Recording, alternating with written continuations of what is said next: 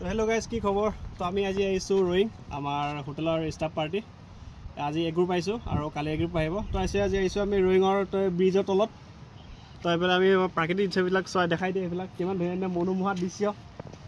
প্ৰকৃতি বনোৱা সেইফালে চাওক সেইফালে দেখাই দে কিমান ধুনীয়া পাহাৰ পৰ্বত শিলগুটি নদী গছ গছনি চাই লওক তো আপোনালোকে আহিব পাৰে Voy a correr rápido.